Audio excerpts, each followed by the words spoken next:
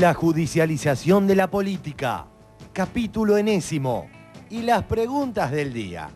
Novedades del día. El juez Griesa levantó el embargo sobre las cuentas del Central. El juez Tomás Griesa levantó el embargo a las reservas del Banco Central. Dijo que tomaba esta medida hasta que las partes se pusieran de acuerdo. Novedades del día. El Estado presentó una denuncia penal contra el dirigente del PRO, Federico Pinedo, y la jueza Sarmiento, que a su vez fue duramente criticada por el constitucionalista Eduardo Barcesat. Y alguna parte de la oposición, como el caso del diputado Pinedo, que en este momento, le voy a dar una primicia, en este momento el procurador de Tesoro está yendo a presentar una denuncia penal contra él por estafa procesal.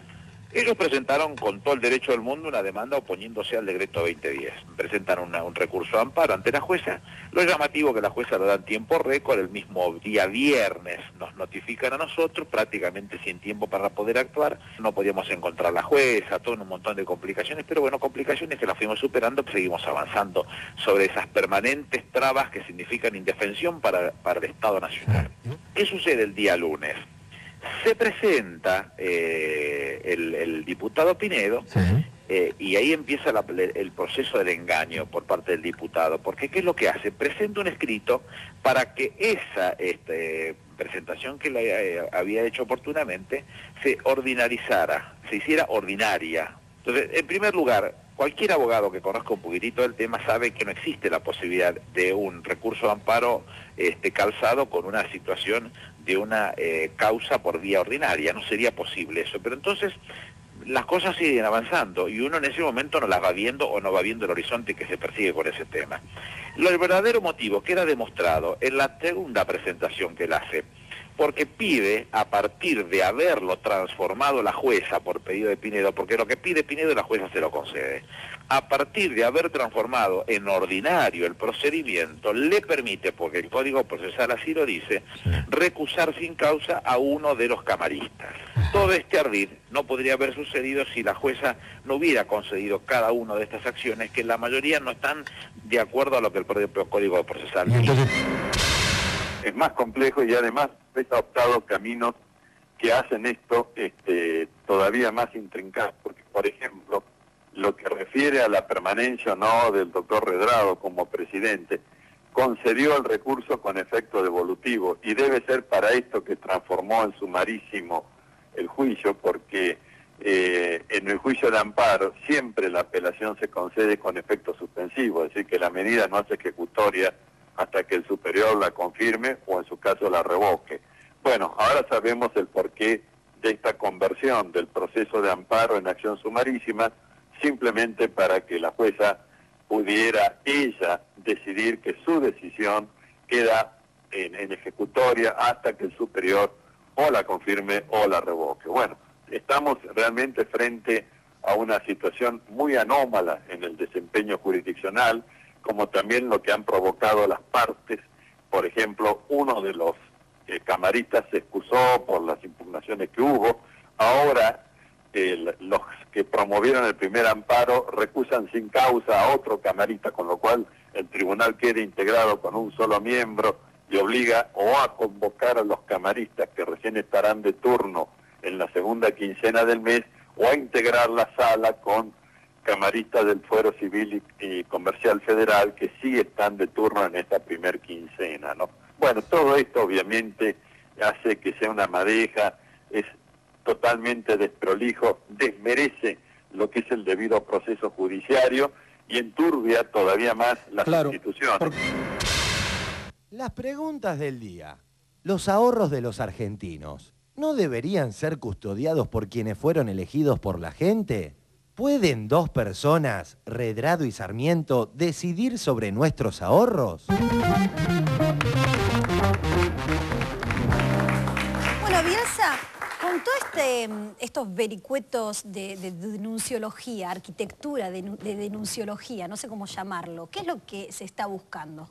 Bueno, en primer lugar, la primera pregunta que me hago es cómo la oposición concilia un discurso con el cual cotidianamente alecciona a los argentinos de que esto tiene una salida política, de que hay que discutirlo, de que hay que conversarlo en la casa política por antonomasia, que es el Congreso, y con eso se bate el parche, ¿cómo se concilia eso con la intransigencia en materia jurisdiccional?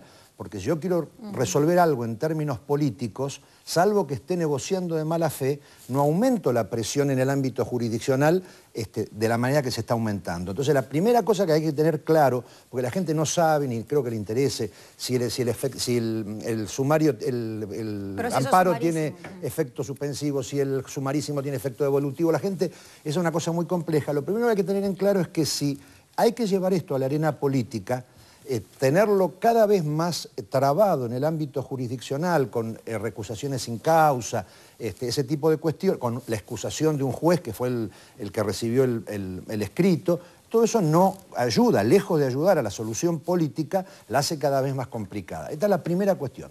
La segunda cuestión me parece muy importante, porque ustedes pusieron ahí una de las preguntas del día, si los ahorros de los argentinos no deberían estar custodiados por alguien que tuviera legitimación directa. Y esa es una pregunta muy interesante porque no hace mucho tiempo se dio una discusión en Europa sobre el Banco Central Europeo. El Banco Central Europeo es el banco más independiente del mundo. Hubo toda una corriente muy importante, pero muy importante, porque ¿cómo se le presenta a la gente este combo? Independencia es credibilidad. Bueno, eso no está demostrado empíricamente. Tan no está demostrado empíricamente que el mismo Banco Central, con las mismas normas actuales, en el 2001 no impidió nada. Claro. ¿No es cierto?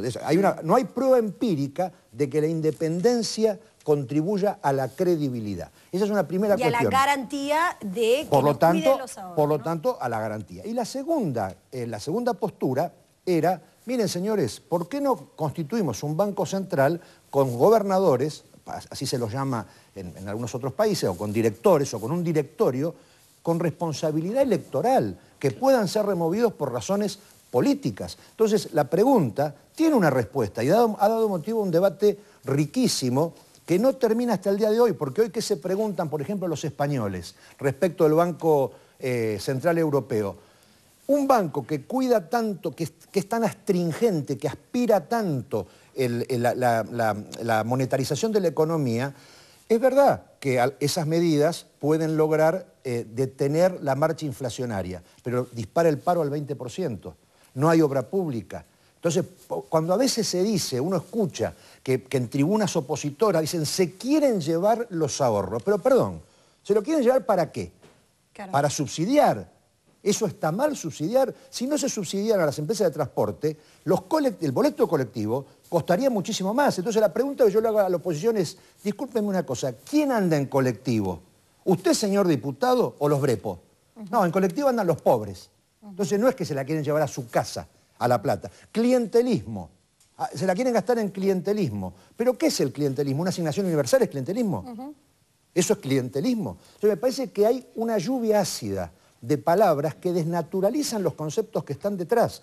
No puede ser que el señor Pinedo, que es una persona ilustrada, que es la excepción en el PRO, una persona ilustrada, diga a la mañana que está sumamente preocupado, la mañana de ayer, que yo lo escuché, con el fallo de Griesa, y al mismo tiempo a la tarde, cuando fue a hablar con los camaristas, se retirara cuando los camaristas, según él creyó, pretendieron decirle, resolvemos lo de Redrado y lo del 2010, el Fondo del Bicentenario, va al Congreso.